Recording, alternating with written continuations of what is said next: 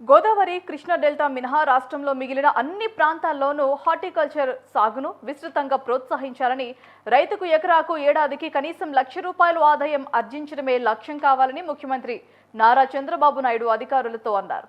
మంగళవారం సచివాలయంలో హార్టికల్చర్పై సమీక్ష నిర్వహించిన ముఖ్యమంత్రి అధికారులకు పలు సూచనలు చేశారు.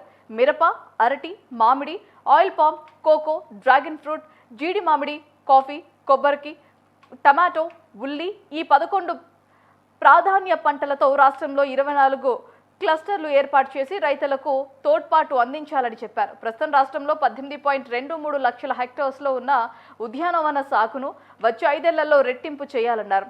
ఆయిల్ పామ్, కోకో, కొబ్బరి పంటల డిమాండ్ దృష్ట్యా రైతులకు ఈ పంటల సాగు విషయంలో అవగాహన కల్పించాలని చెప్పారు.